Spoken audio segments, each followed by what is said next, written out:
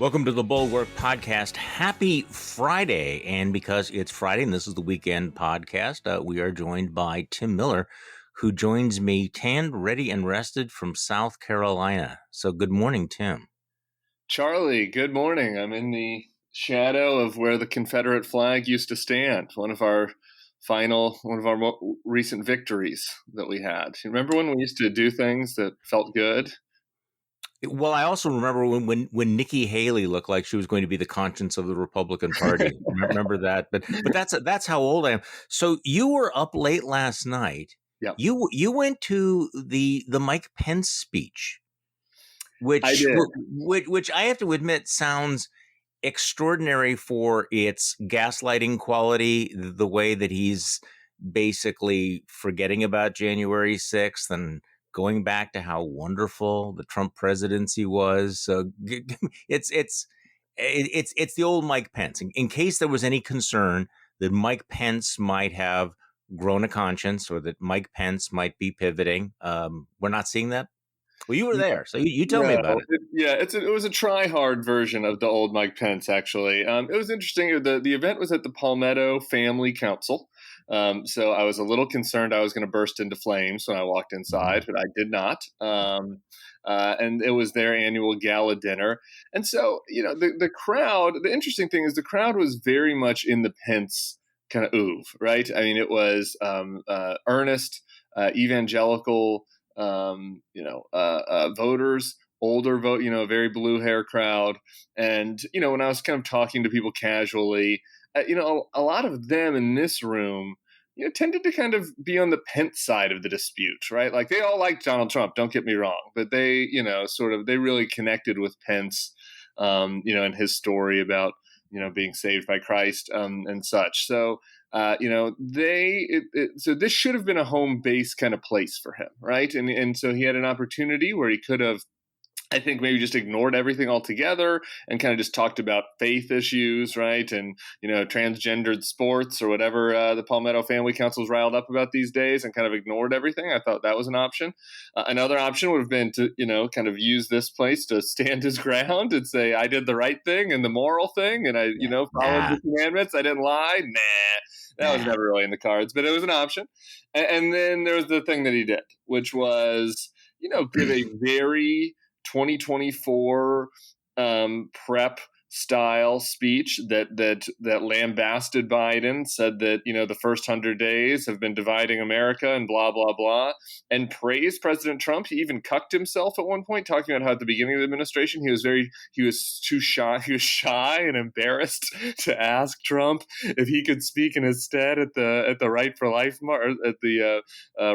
march in Washington. It was a weird story, but he said one of his first lines was, I'm here to say thank you for, helping me serve our great president, Donald Trump. So if there was ever any doubt that he would be mad about the fact that Donald Trump sicked a mob that was calling for his hanging, no. Yeah, so here's the New York Times report. In his first political speech, former Vice President Mike Pence made clear that despite his grim falling out with former President Trump, his days of trying to ingratiate himself to the former boss are far from over. As he plots his political future, Pence made no mention of the scathing criticism Trump leveled at him for his refusal to try to overturn the 2020 presidential election results. He did not mention the attack on the Capitol on January 6th, which included agitated Trump supporters chanting, "Hang Mike Pence." Well, the president did nothing for hours to stop them. Instead, Pence made his political calculation clear. Any possible future in the party for him still depends on staying closely aligned to Trump, despite the accompanying indignities. Yeah, that's exactly right. I mean, I think that there were two, the interesting thing to me is I was trying to sort of read between the lines of the text, because, I mean, that was Annie Carney's story at the Times. And it's just, I mean, that's the headline, right? Like, that's the New York Times angle on this, that like Mike Pence, after being called to be hanged, still is sucking up to Donald Trump. No change. But it was interesting because it was a prepared speech. He wasn't going off the cuff. And I was trying to see what, he might be trying to distinguish himself on. And the one thing that he said that multiple other speakers said, that they were referencing Tim Scott, is that they wanted to look forward with a positive agenda. And it's just this very soft, like, this softest, lightest touch of a, implicit contrast of trying to like give himself his own identity at all, right? Because otherwise it's just, oh, you're Trump's apprentice, right? And so I think it was sort of talking about his faith, talking about that. He did, I don't know if other people caught this. He didn't mention the Stop the Steal stuff at all, as Andy said. He didn't mention 1-6. He did have one line I thought was interesting, though, which was, America did not vote for Joe Biden's agenda. And so I don't know if that was just trying to have a too cute by half way of saying that, he thinks that Joe Biden tricked people, or whether he was kind of doing a little wink there at the Stop the Steal. But yeah, he certainly didn't do anything to debunk it. As I'm listening to you, I'm thinking, Mike Pence, when he stands up there, he doesn't have to say that I'm not the same as Donald Trump. I'm not going to be spewing invective, because he sort of is. I mean, he's Mike Pence, right? So you know that you get some of the Trumpian policy without the personality. So is Mike Pence is really like if you had to come up with a food equivalent for Mike Pence, he's kind of like tofu, isn't he? He takes on the coloration and the taste of the people around him. He's kind of bland, and he's kind of inoffensive in and of himself, not terribly interesting. But, you put him next to something spicy and he becomes spicy. You put him next to something, I did. You come up with this on the fly, Charlie? This is really I am. Yeah, you borrow this. Yes, he is very much. I'm just imagining the tofu I feed my daughter in those gross little packages, and it comes out all just gelatiny. He is, and the room again. So tonight we can talk about this. I'm going to the Richland County, which is the county of Columbia, the capital's party convention, where Lin Wood will be appearing. And, so I think that we're going to get spicy meatballs tonight. And so I'll be interested in the contrast. But the crowd was also very tofu last night, right? I mean, this was not. Pence was doing his best to kind of do the Energizer Bunny. I'm sure you've seen plenty. You've gone to so many of these rubber chicken dinners, where you got the boring politician, like, making a strong line about, and we will back the blue. And then it's kind of like, it was a very stale room. And despite the fact that this was his audience, it was not a packed convention center. They were not following the social distancing and COVID guidelines, but they could have been, given the kind of crowd there. So it's hard to see what, it's the kind of thing where he wants to sort of be the person that gets this by default, right? And it's hard to see how you do that with these sort of soft, implicit contrasts with Trump, given the fact that obviously Trump himself is going to be dinging him. Yeah, and people don't want soft necessarily. So can I push my tofu analogy? Because, you mentioned like these crowds are often sort of like tofu. And having been to many, many of these events, and by that I mean, you put somebody like a Lin Wood up in front of him, we have to stop the steal, and, it's fascism in America, and the crowd goes, yeah. But if you also had put, I don't know, Jack Kemp up and said, we need to become more inclusive. We need to be the party of ideas and opportunity. The same crowd would have gone along with that. I mean, this is what's interesting to me is watching the Republican Party. They will respond to completely across the entire range of rational, conservative, principled, crazy, lunacy, batshit, Lin Wood. So maybe that explains. So Lin Wood, they invited him to speak at the Republican convention. This is a guy who, played a rather significant role in Georgia, convincing people not to turn out and vote, right? Because it was all rigged. And he is, did I read this correctly, that he's actually telling people or implying that Donald Trump is not only going to be restored to the presidency, but he's literally now the president, that he's literally in the Oval Office? I mean, is it that nuts? Yeah, no, he's hiding in the shadows in the old Oval Office. Lin Wood is a madman, and so he's running for people who don't know. He's running for the chair of South Carolina. Okay, this is kind of one of these things that these sort of chairman's races are still kind of an inside game. So I don't. It doesn't seem to me, based on my conversations down here, that he's actually going to win this thing. But who knows? We'll see. And he has a following, right? And so he's going to these South Carolina events, and he was caught on tape earlier this week chasing down the current chairman, who's a MAGA He's no Liz Cheney, not exactly a profile in courage, this guy, Drew McKesson. And he's chasing him down going, Drew, I know about you and Lindsey Graham, and I'm going to bring it out. I know about you and kind of shouting him down in the back of a room. And he was speaking last night at a different convention in the state where he was talking about the pedophilia rings and, all the QAnon stuff and how Donald Trump is, and how maybe Lindsey Graham and Tim Scott even are part of it. And Donald Trump's keeping his friends close and his enemies closer because he's the one that's rooting all this stuff out. I mean, it's really batshit crazy stuff. And so it'll be fascinating to see what you get.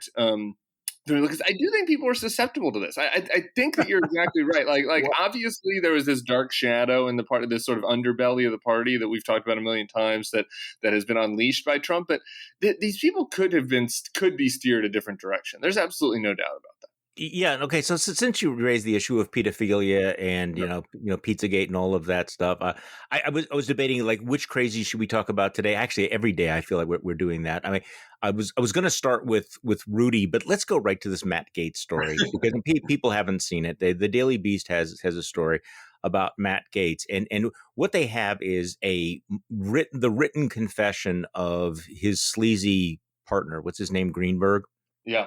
The stupidest criminal in history. Yeah, really dumb. I mean, a little bit sketchy. But he lays out all of his crimes and everything. But that's fascinating. What is really fascinating is in great detail, he lays out what he and Matt Gaetz were doing with underage girls and giving them money and stuff. But he wrote this, correct me if I'm wrong about this, he put this all in writing to send to Roger Stone as a way of getting a pardon from President Trump. And the implication is, look, I have all of this dirt and I'm going to drop it on Matt Gaetz unless you can give me a pardon. And the back and forth with Roger Stone, who's shaking him down for $250,000 is payment for getting him. Look, yeah. I know same old, how deeply corrupt and vile and venal this crowd was. But I'm sitting in bed last night reading this going, this is just breathtaking. The producers of, House of Cards would have blushed to have written the kinds of back and forth between this guy and Roger Stone selling a pardon. So, I mean, give me your take on all this. I mean, how many times have we said this, by the way? I know. If House of Cards had written this, people would be like, okay, yeah. I'm flipping the channel. This is too far. I think you got it mostly. I think you might have missed one thing in your description, though. I don't think that this Greenberg is actually smart enough that he was using Matt Gaetz as bait. I think that he's so stupid that Roger said that I need a briefing document to provide to President Trump so that so that he can pardon you and get you off the hook, and so you need to tell me what happened, and so he just puts all of his crimes in writing to Roger Stone of all people and sends it to him. I don't think there was any great strategy around Matt Gaetz and is that right? Okay. No, generally, if you have to choose between cunning and stupid with a lot of these people, you should always opt for the stupid. I go for the simplest explanation. But there's this whole implication, hey, the feds are really squeezing me. They really think that I'm going to flip and really ought to do this. I suppose the good news is that Stone, who again was trying to get paid for influencing and was obviously very, very close to the whole process, ultimately failed. Was it Cipollone apparently took one look at the list and said this guy is off. So I suppose that's the good news, right? I guess, is it? Yeah, I guess so. I mean, who knows? It's hard to. I think that Trump has just such a moving target of who's in his good graces week to week, day to day, right? That it's yeah, sure. I guess apparently Roger wasn't able to break through that day, but clearly he did other times. This is. On the cunning versus stupid thing, I mean, this is just the stupidest criminal I've ever. You have to read the Daily Beast story to get. Oh, you do. You do. I think that, I think that Gaetz, who is now going all in with Marjorie Taylor Greene, and we've discussed this on this podcast before. The downfall of this guy is really jarring because, and his father was. I hope I don't get fact checked on this. Don Gaetz was the president of FSU, and I think the state senate president as well. He was a big deal. Yeah. Yeah, I mean, but he was serious. He was conservative. He's a little bit of a firebrand in his own right. He is. He's not dead. But so Gaetz gets elected, on this pedigree, right? And he could have come and been a normal Donald Trump butt boy, right? And been on the glide path, maybe getting a Senate, maybe taking Rick Scott's Senate seat sometime, right? He could have done 80% of the stupid MAGA stuff that he's doing and been in really good shape in Donald Trump's party, for a guy who's a chameleon, who would have been a Mitt Romney Republican if that's what it was needed.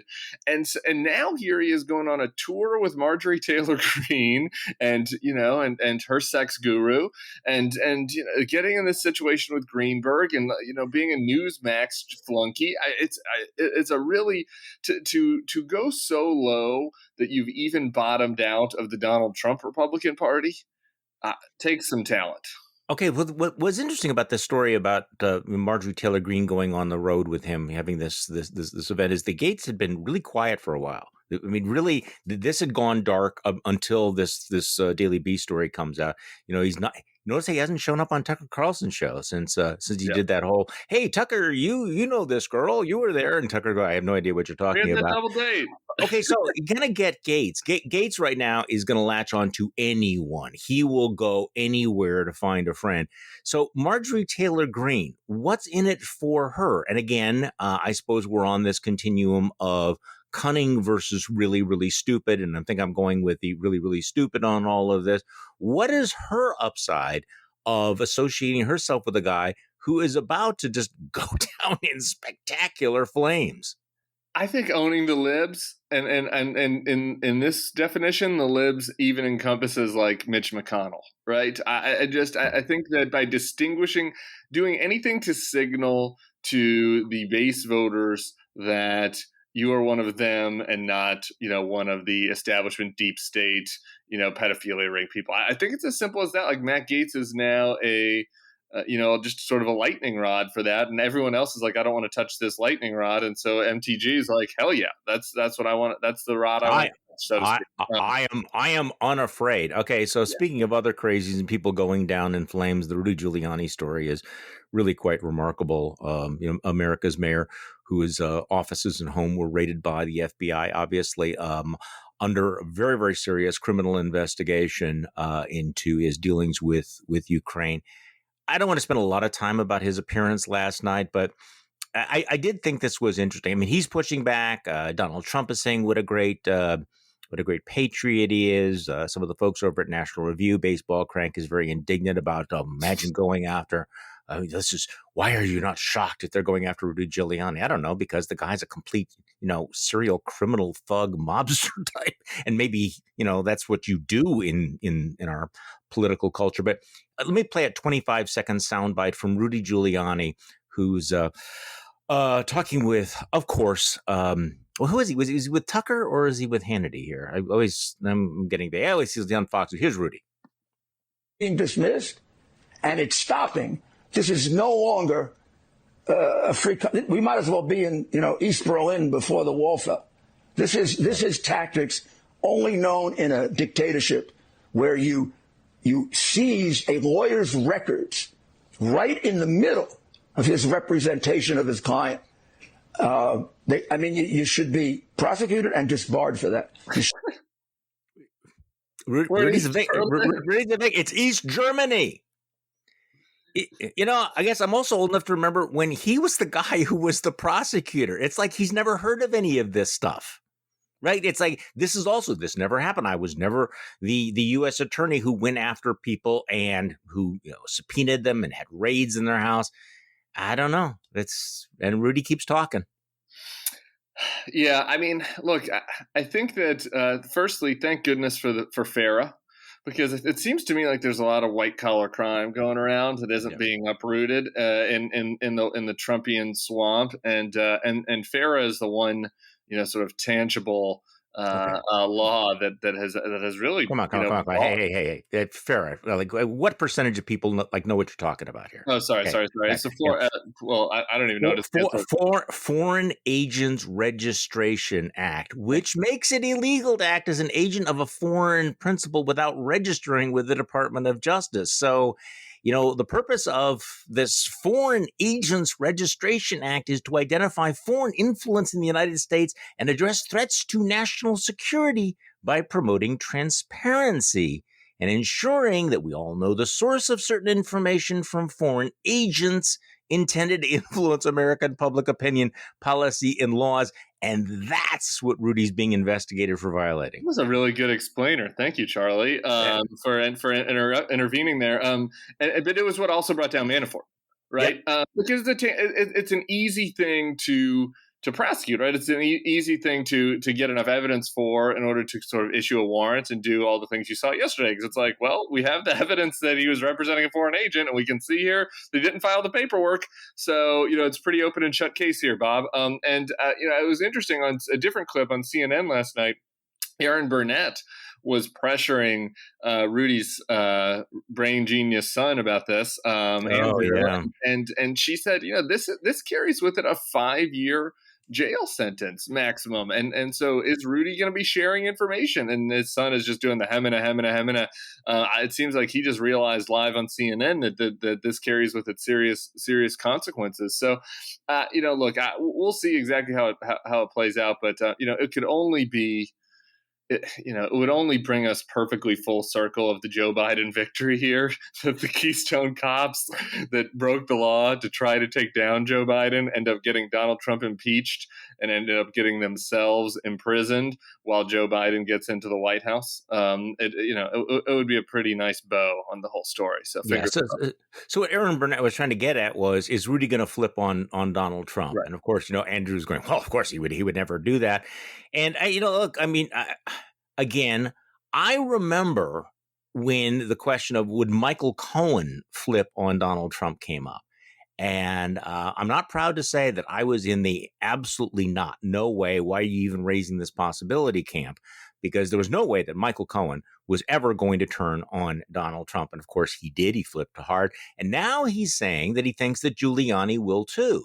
I'm still skeptical about that. But what do you think? I'm skeptical about it. Yeah. I don't trust Michael Cohen as far as I could throw him. I don't either. I do not get the resistance love for Michael Cohen, and I'm not even convinced that he did a full flip on Donald Trump. To be honest, he certainly didn't get much out of that. So anyway, I don't know what Rudy's going to do. I find it hard to imagine him flipping on Trump, but who the hell knows? I mean, Rudy's like is popping 8 scotches a night, and you get him in the right place, and Donald Trump's mean to him one night. All these guys have such fragile egos that I don't think it's impossible, but my gut says no as well. Yeah, my gut says no as well. Although there is that soundbite that where he does say at some point, "Well, I have insurance." Who knows what he's talking about there? So we also learned from the Washington Post this morning that the FBI had warned, felt it was so important to warn these guys about the Russian disinformation involving the Ukraine that they sat down with apparently both Rudy Giuliani and Ron Johnson. Washington Post says the FBI warned Rudy Giuliani in late 2019 that he was the target of a Russian influence operation aimed at circulating falsehoods intended to damage President Biden politically. You go down a little bit in the story. The FBI last summer also gave what is known as a defensive briefing to Senator Ron Johnson, who ahead of the election used his perch as chairman of the Senate Homeland Security and Government Affairs Committee to investigate Biden's dealings with Ukraine, blah, blah, blah, blah. Johnson is now acknowledging this. He said he received this vague warning from the FBI briefers, but whatever. So they went out of their way to warn both Rudy and Ron John that this was part of a disinformation campaign, and apparently neither of them just even blinked. They just went ahead with it. Oh, so Ron John didn't listen to the FBI briefing and say, "Oh man, as in my, Nope. given my oath of office, I should consider the national security of the country and not press forward with this." That wasn't how Ron Johnson replied to that. Apparently not. No. And again, because Ronanon is become what he is. The other statement in his quote, he's blaming. He said he confirmed this. He said, because there was no substance to the briefing and because it followed the production and leaking of a false intelligence product by Democrat leaders, I suspected that the briefing was being given to be used at some future date for the purpose that it is now being used to offer the biased media an opportunity to falsely accuse me of being a tool of Russia despite warnings. I mean, I get so confused about the rules around Back the Blue. Charlie, it's like, it's like the FBI doesn't, I guess, count. There's a carve out for the FBI and for the Capitol Police. Yeah. I guess. It's. We're back to jackbooted thugs. Yeah. Totally. Yeah. No, they flip back and forth. Okay, so we talk about something a little bit more substantive. Although this is good stuff. I mean, I'm ready for some substance. So there's this. It's very clear that the Republicans have decided to lean really heavily, and again, we've talked about culture war, but really leaning really heavily into the issue of race. Mm-hmm. And the report we have from Politico Playbook, which I'm sure that you've seen, shows that Mitch McConnell and 37 Republican senators are calling on the Education Department to stop a proposed rule that mentions the 1619 Project, which, of course, suggests that the real founding of the country was in 1619 with slavery, not in 1776, et cetera. But it's also very clear that if you watch one talking head after another, they're really going after the argument that America is not a racist country. There's no systemic racism. You had Tim Scott, who was pushed through the curtain the other night, and he said, America is not racist. This is, the Democrats are using this to be divisive. And Joe Biden was asked about this yesterday by Craig Melvin, and I thought his answer. Have you heard his answer? I thought his answer was very interesting. Okay, so again, a lot of this seems to get bogged down into the question of is America fundamentally, thoroughly racist? Is it systematically racist? Are we structurally racist? And there are folks that we know that unless you're willing to use the word systematic, that somehow you are, not addressing this issue. So Craig Melvin is sitting down with Joe Biden and asks about Tim Scott's comment that America is not fundamentally racist. Let's play the clip. I watched the speech last night. I watched the address, and then I watched the rebuttal from the junior senator of South Carolina last night, Tim Scott. He said, among other things, America isn't racist. Is it? No, I don't think the American people are racist. But I think after 400 years, African Americans have been left in a position where they are so far behind the eight ball in terms of education, health, in terms of opportunity. I don't think America's racist, but I think the overhang from all of the Jim Crow and before that slavery have had a cost, and we have to deal with it. Let's talk about the pandemic. Yep. So what do you think of that answer? I thought it was a great answer. Joe Biden continues to hit the right notes. I know you guys have talked about the speech on Wednesday while I was up and down here, but he is not playing into this game at all. Like, Tim Scott's rebuttal speech that covered all of this racial, sort of pushing back on wokeness was again, like most of the Republicans stuff lately, is not even a response to Joe Biden. Joe Biden didn't talk about any of that stuff in his address to Congress on Wednesday. Iglesias said on Twitter, it was just another example of Republicans being high on their own supply around this race stuff. So I think Joe Biden has handled it well. Obviously, I think that some other Democrats are putting themselves in situations that aren't politically advantageous sometimes with their rhetoric around this issue. It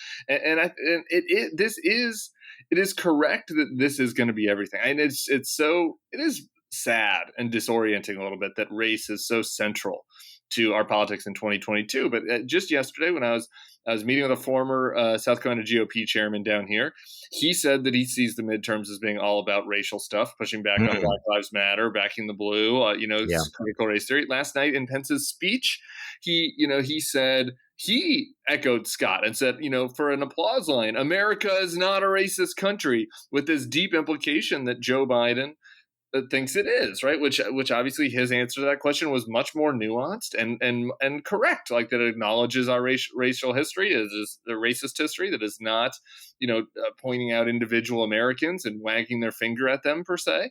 But that's what Mike Pence wants people to think.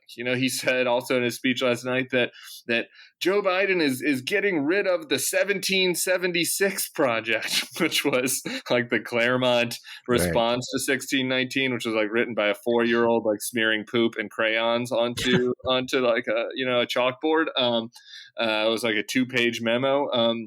But so the Republicans see this as an opportunity, see the stuff that's coming from, I guess I'd call it sort of liberal quarters of society, but not really from the White House, and trying to conflate those things and use it for political advantage. Well, I think you're exactly right there, and this is going to be a major theme that you're going to be seeing in the next year. But I was struck by Biden's answer, and also Kamala Harris basically said the same thing, that they're very careful to acknowledge the reality of racial discrimination and racial disparities without that full indictment that America itself is fundamentally evil and racist. I mean, this is the distinction. What the Republicans are wanting to say is that the left hates America, wants to cast America as a thoroughly corrupt and racist society. Of course, that's their excuse then for not dealing with the reality and all of the problems, whether you're talking about inequality, whether you're talking about discrimination, whether you're talking about policing or anything. But Biden hit, I thought, the right note, which is, no, I'm not going to call the country, I'm not going to indict the country, and I'm not going to call fellow Americans a name. Because generally, if you want to, look, you're the communications guy, not me here, but if you want to shut down a debate, you start by insulting the other person, right? Say, Tim, you and I have a debate about racism. You're a complete racist and a bigot, aren't you? I mean, we're not going to have a candid exchange of views when the conversation starts that way. And also, I do think, and I want to go back to, James Carville's point about how Democrats need to rethink the way they use language, that they often use, what did he say, the faculty lounge language? Yeah. So it's one thing to say we need to confront the legacy of race in this country. We have a lot of unfinished business, which is absolutely true. It's not that long ago that we faced many of this stuff. But when they use terms like systematic racism, I think most people go, what are you talking about? What? What is the word systematic? When you say that America is, thoroughly racist, what are you saying about individuals? Because I do think this is one of those areas where people can go either way. And if you start with an indictment, you're basically saying, I'm casting you into outer darkness, and you're not going to have a dialogue. Was that clear, or did I get lost? Yeah, there? no, you did it. The Yeah. thing that Joe Biden does that's in line with what Carville is recommending is he talks like a human. I mean, he's been in Washington for a while, so sometimes he gets a little bit of logorrhea and into Senate speak. But the language that he uses is still very Wilmington, Delaware. Yeah. It just is. And so when he gave that answer to Craig Melvin, it was, this sort of, what did Bill call it yesterday? The, sort of traditional liberalism. It was sort of this lunch bucket liberal response, right? Which is like, Black people, there is this overhang that has happened from Jim Crow and to slavery, and it has left Black people in our society behind, whether it's, in education or healthcare or, financially. And we need to figure out a way to deal with it. Like that is something that everybody agrees with, by the way. And when you go into the policing thing, the Joe Biden position, when you look at something like the George Floyd incident, has broad support.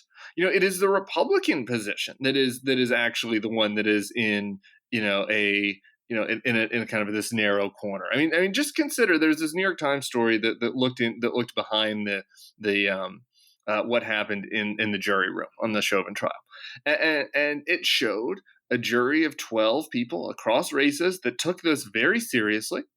Some of them immediately thought he was guilty. There was one person who wanted to talk it through.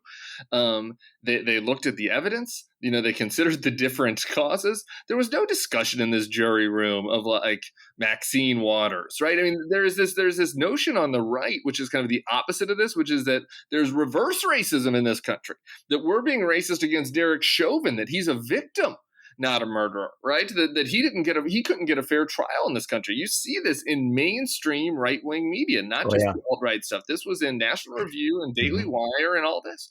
And so I think that if Joe Biden can position himself in a place where a broad swath of America is, which is acknowledging this racist legacy, acknowledging that we have to do something, that we need to make sure to level the playing field, we need to address policing, we need to give people a hand up if they need it. Like that I think puts him in the broad center of this country where he's been, that allowed him to get elected by 7 million more votes, and puts the Republicans on the edge on race, where they're trying to push this, kind of absurd reverse racist notion, right? That the country is now, you hear this argument on the left that they say, well, the left says that the U.S. is systemically racist.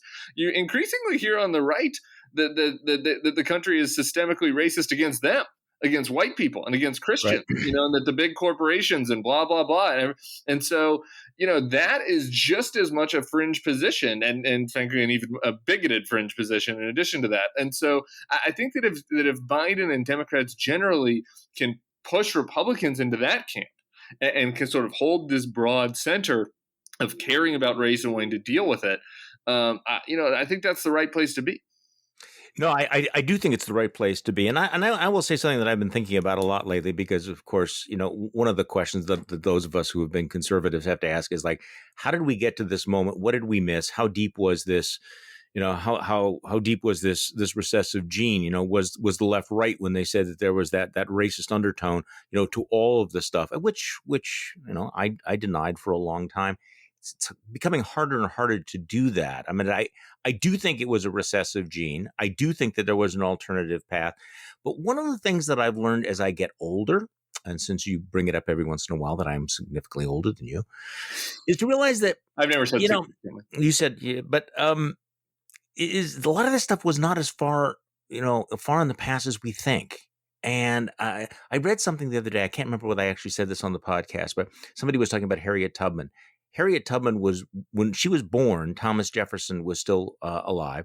And before she died, Ronald Reagan was born. I mean, so, American history is much more compressed than we think. And I think a lot of Republicans, a lot of conservatives thought that, okay, we'd solved all the problems of race in 1865, or maybe we solved it during Reconstruction, or certainly we solved it by the mid 1960s, right? We passed the Civil Rights Act and we were done.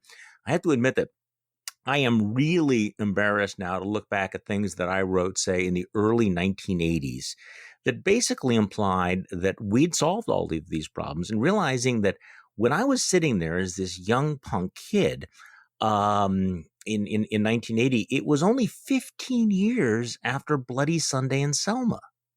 And yet somehow we thought that we'd moved past all of that we'd fixed all of that, when it wasn't that long ago.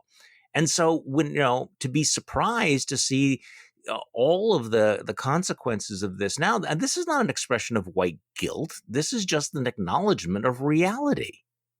Yeah, I mentioned this. I forget if I gave this exact anecdote on the podcast I did with Perry Bacon while you were on holiday, which I really enjoyed, getting his perspective on all this. If folks hadn't listened to it, you guys had a great conversation. Yeah, but I think I mentioned this. But if I didn't, just briefly, I had this realization recently too. The same realization, Charlie, where I was like, when I was born, Selma and Martin Luther King was about 15 years before I was born. Right. Mm-hmm. And so, my daughter was born 3 years ago. About 15 years before she was born was 9/11. Throughout my life, up until recently, by the way, this is a very recent revelation. I was like, I felt like Martin Luther King was history. Yeah, exactly. Right. Like Martin Luther King was like the Civil War. Long ago. Right. And to me, 9/11 and all the things we're dealing with in the fallout of that feels like present, not really history. But to my daughter, it's the same, right? And so just sort of thinking about time in that sense, really it gives you a different view of why we're still dealing with this stuff, and why, if maybe the left uses a little faculty lounge politics in talking about it, the point that they're trying to make is that that's part of the system, right? Like, we're still, there's just a line that connects all this stuff. We're still part of it. People are still alive. People who are in power, we're already grown, when we were going through, the civil rights element of all this. And just one other point, I hate having to talk about Tucker all the time, and it really tears me up to have to do it, and I just don't know how to deal with him, to be honest with you. But he made this comment about the 1965 Immigration Act last night, right?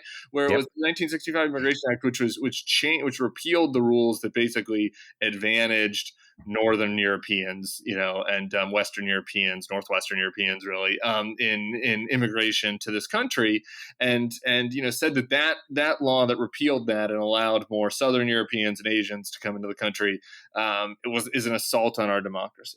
And I think that just examples what we're talking about. That 1965 Immigration Act still has these echoes that still last till today. Like, this wasn't a long time ago where we were like, we're only going to let in white people into the country, and now Tucker is trying to reframe that as a bad thing, right, in the present day. So I think that's that was the point I was trying to make, trying to tie how recent this is and how it's still and he makes this point. I mean, so the Immigration Act was really to repeal things that were passed in the 1920s during the lifetime of my parents, which were overtly, clearly racist. I mean, this is not one of those gray areas when you have the Chinese Exclusion Act or something like that. I mean, the Immigration Act. It's right there in the name. It was basically as close to the no people from shithole countries can come into America law, and this is repealed. So Tucker Carlson again, is, and this is I will read a tweet here. Tucker Carlson mocks Biden for saying the January 6th insurrection was the worst attack on the country since Civil War. Really, Tucker said, the worst attack on our democracy in 160 years. How about the Immigration Act of 1965? Whoa. And Arnold Serwer makes the point, I'm not sure how much more explicit you want Tucker to get than, quote, then he summarized it. Then repealing race-based restrictions on immigration that inspired Nazi Germany was an attack on American democracy. Yeah, to think that until 1965 we had that immigration law in place, that's just not that long ago. It's just not. And because I love him and because he's maybe one of my favorite writers on the left. It's Adam Serwer. So people want to look him up. But no, that's right. And so that is why all of this stuff is still. I need to get on what Tucker's reading list is. Because I was looking at a David Frum thread about this, where he's also now bringing up how getting into World War I was a mistake. Maybe we should have let the Kaiser win. Which is like this sort of implicit idea that the kind of democratic expansionism was also a mistake, in addition to the immigration also being a mistake. I mean, this is some really dark reading that he's doing. That is an excellent question. Because he has gone down some path. He's gone down some dark, unlit corridor intellectually. What is? That's a very good question. Pulling that up. You don't just pull out of nowhere. Who is he listening? We're getting into World War I was a mistake, and the 1965 Immigration Act was a mistake. That's just, those aren't just two things that you pull out that you remembered from World Civ, in AP World Civ in high school, right? I mean, that it indicates that he's digging through these Buchananite texts, about it's this sort of alternate, kind of way to look at how American and Western history went, and it's funny, it is actually in direct counter to what to what the MAGA kind of what they espouse, right? Like, there's this exposition that says that that America is great, that we're going to make America great again, that we're going back to kind of these old days. This is actually a step further down the path to that, which is to say that this whole kind of multiracial democratic experiment was a mistake, right? Maybe Make America Great Again is taking us not back to the 1950s as I thought it's been, but like taking us back to the 1850s. Yeah, the 1850s was a great time. So not to belabor the Republican Party as the tofu party too much here. I am old enough to remember when I would go to these events and prominent Republicans would stand up and say, America is exceptional because it is an idea. We are the first nation to be, built on an idea. And the crowd was, oh, this is who we are. Absolutely, America is an idea. And now I see, the Rich Lowrys of the world tweeting out, America is not an idea, it's a nation. And so the same crowd, which would have applauded a Paul Ryan saying America is an idea, now will enthusiastically applaud someone saying America is a nation, not an idea. And they would react in the exact same way. So there is this incredible revision of the view of America that's happening in real time. Right now, it may seem like it's, by, some, intellectuals who are tinkering around the edges, like the Claremont Institute folks. But then it gets to Tucker Carlson, who puts it on Fox News. And before you know it, Ron DeSantis is spewing the same kind of thing. And it becomes the norm of right-wing talking points. And I think you're absolutely right. I don't know where this is going, because it's not just going to a restoration of the 1950s anymore. I'm so happy that you brought this up, because that just blinds my gears more than anything, Charlie. Because this was, when I wrote about leaving the party, I said up front that everybody, when they leave the party, it's like the party changed, I didn't change, and I sort of wanted to acknowledge that it's been a little bit of both for me, right? Like, I've changed some, evolved, and the party's evolved some. This is one area where things really have changed. And one of the things that really drew me to conservatism and to the party was this notion that America has this special place in the world, that America is good, that we're the shining city on a hill, that we are different than other countries in that way, that we're special. I'd written for politicians into many speeches, and I think I look back maybe with, I'd have to go back and look, maybe I attacked Obama with this and feel bad about it now. But it's like, Obama doesn't sees America as no different than Luxembourg or Switzerland, right? Like, Yep. that we're not, that you wrote this around when he went around, with the, quote unquote apology tour or whatever, this was the across Republican politicians. This is what everyone said, that doesn't recognize our specialness. And now, that is completely stripped from the vision of the country that is being put forth on the right. And I think it is an important revision. I do not think that it's on the extremes. I think that the voters who were clapping, as you said, for Shining City on the Hill, are now clapping for, we need to protect our own. We're a nation. That's a very dark change. It has major policy implications, not just with, how we act in the world, but also, how we treat immigrants and how we act here. And so, look, I think that there are fair criticisms about the excess, maybe that there was a little bit of rhetorical excess around the greatness of America and our ability to turn every country in the world into America that, some of us fell into, when thinking back around the language around Iraq and some other things. That's a fair criticism. But then to move to the completely other side of the pendulum, which is that, America is, whatever, like America is Hungary, has some really dark implications. It does. It is as if the same folks have gone from America is the shining city on the hill to no. America is in this deep valley and we're surrounded by enemies who are in the hills, and they're up there, and we need to build moats and higher walls because they're shooting at us and they're coming for us, and we need to shut all the walls and all the doors and everything. It's a completely different view. And as you and I know, it's some of the same people. Hey, so I want to talk about in the time we have left. You had a really great piece in the Bulwark, a memo to Democrats on the question of populism. And I think we've been kind of touching on all of this. My strong sense is that all of this faux populism on the Republicans is not really about populism in terms of like doing things for working people as much as it is, pulling on the threads of the, cultural grievances and everything. But I thought you made a great point saying, if Democrats want to continue holding the high ground on some of this stuff, they should call the Republicans bluff. Talk about some of the things that they ought to do. Yeah, look, I want to start by saying, as I wrote at the end of the article, not all of this is my preferred policy prescription, right? This is, I'm looking at the fields for Democrats and just sort of putting on my analyst, my strategist hat again and saying, what opportunities are the Republicans giving you? What politics is about at its core is expanding your base and wedging the other. right? Like that's it. And this is what Trump did well, right? But people don't get Trump, because everybody always thought about expanding the bases, getting more women and moderates in the Republican Party. He wedged the Democrats against their union working class white voters, right? So how can the Democrats wedge back the Trump coalition?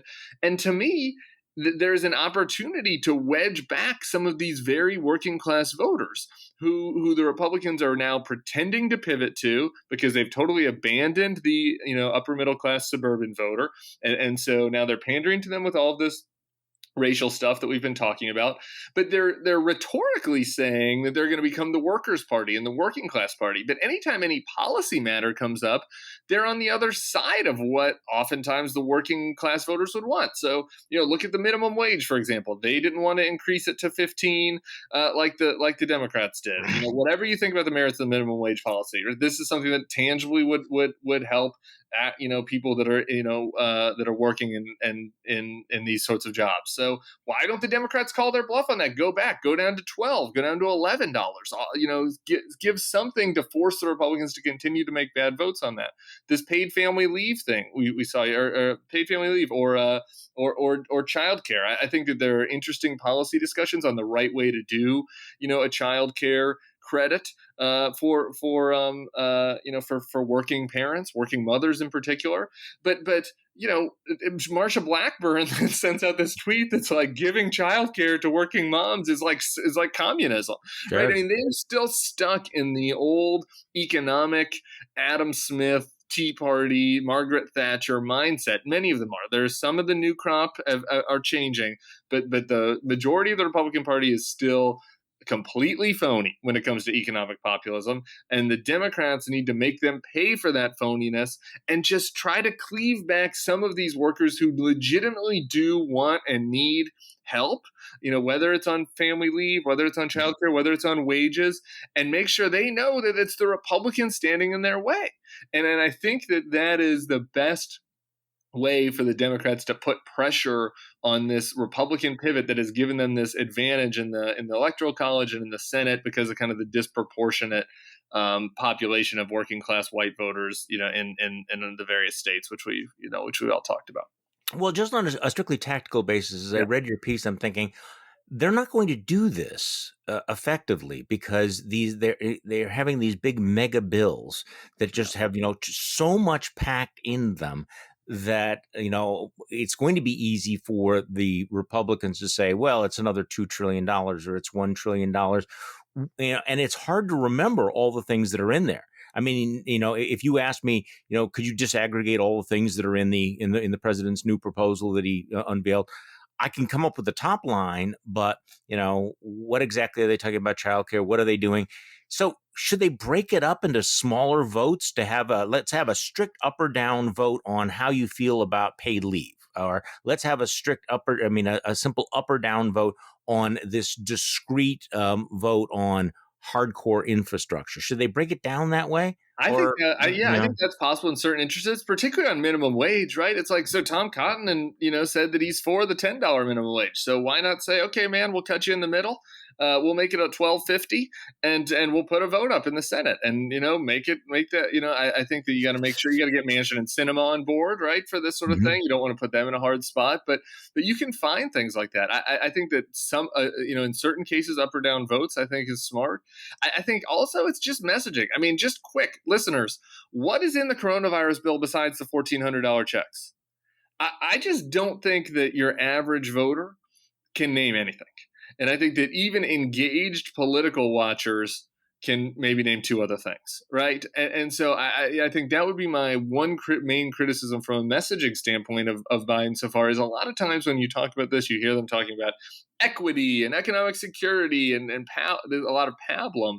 And I think very tangible, policies and benefits that are popular, making sure folks know what that is and that the Republicans stood in their way. Look, this is not going to win over every white working class voter, right? A lot of these folks are deep down in the Newsmax and Q thing. But can you cleave off some people who do legitimately need help and do actually think that Republicans care about them because they've bought into this messaging, right? Like that is who you're trying to get to. how can you reach them? Some of that's messaging bills, some of that's advertising, some of that's going into conservative media, which I know like everybody except Mayor Pete thinks is doesn't like to do.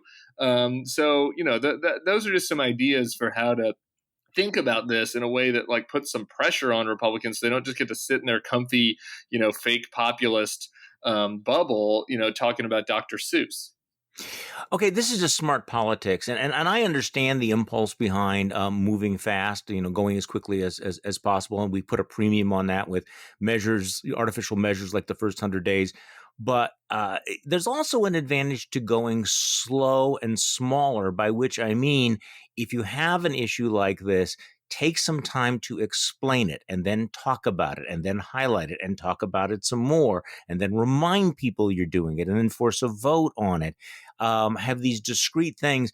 People, because my experience has been that people tend to tune out sort of the big, massive things. But if you have something that's small and tangible and you tell them about it over and over and over again, it sticks. And I think that's kind of what you're getting at here is you pass a $2 trillion bill and, 5 minutes later, everybody forgets all of the details because you haven't basically luxuriated in it, repeated it, emphasized it again and again and again. There's a reason why, popular music stations, when they used to have it, would play the hits over and over and over again. It's the reason why you see the same ad again and again and again. You don't just do it once and then, okay, we've done that. Everybody knows about it. Let's move on and talk about something else. That's not the way it actually works in political or human psychology. Play the hits, Charlie. I'm with you. That's it. Play the hits and the tangible thing.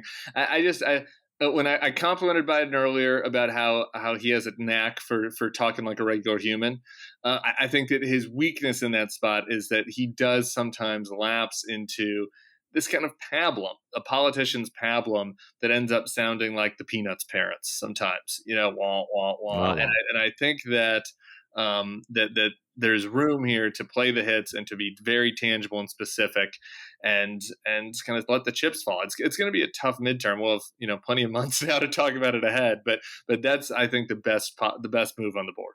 All right, Tim Miller, thank you so much for joining me. I appreciate it very much. Have a wonderful night tonight down in South Carolina, listening to Lin Wood, and have a great weekend. See you, Charlie.